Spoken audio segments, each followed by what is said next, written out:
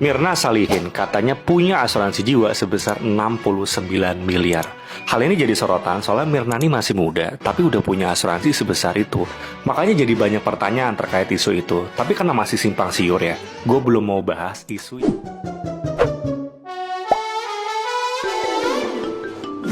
Hola netizen yang tercinta, polemik uang asuransi mendiang Wayan Mirna Salihin kembali mencuat. Mendiang Wayan Mirna Salihin yang digadang-gadang punya uang asuransi jiwa senilai 5 juta US dollar di luar negeri atau setara 69 miliar. Alhasil muncul kecurigaan bahwa ada yang sengaja menjebak Jessica menjadi tersangka agar bisa mencairkan dana asuransi jiwa milik Mirna. Namun perlu diketahui, besaran uang pertanggungan atau UP asuransi jiwa dapat berbeda-beda setiap orangnya. Pakar Forensik Klaim Investigasi Asuransi, Dedi Kristianto memberi catatan terkait hal ini. Jika uang pertanggungannya sampai miliaran, bisa jadi orang tersebut adalah orang kunci yang jika meninggal bisa berdampak ke kehidupan orang banyak, seperti pengusaha. Dedi menjelaskan, perhitungan atas besaran uang pertanggungan itu dikalkulasi melalui kriteria-kriteria tertentu. Salah satu hal yang paling krusial adalah pendapatannya. Pendapatan seseorang dapat memastikan perusahaan asuransi bahwa dia bisa membayar premi yang besar untuk bisa mendapatkan uang pertanggungan yang besar. Selain pendapatan, masih banyak faktor yang dipertimbangkan asuransi untuk bisa menentukan uang pertanggungan. Misalnya pekerjaan, hobi, dan lain sebagainya. Artinya, semakin besar risiko, bisa jadi semakin besar pula uang pertanggungan. Hal ini akan linier dengan premi yang dibayar akan semakin mahal.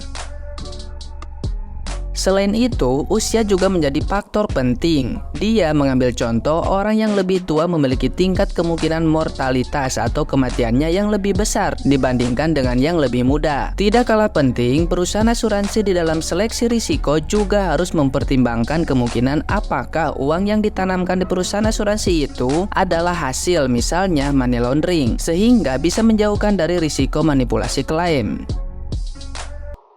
Kembali ke kasus Mirna, belakangan diberitakan ayah Mirna, Edi Darmawan Salihin memang tidak menampik. Mirna memang memiliki asuransi, namun dia tidak merinci jenis asuransi yang dimilikinya. Edi Darmawan menyebutkan bahwa besaran uang asuransi tersebut adalah 10 juta rupiah. Edi Darmawan pun mengatakan bahwa apa yang dikatakan Yudi adalah bohong. Kepolisian sendiri pada saat itu mengatakan bahwa Mirna tidak memiliki asuransi jiwa dengan uang pertanggungan 5 juta US dollar.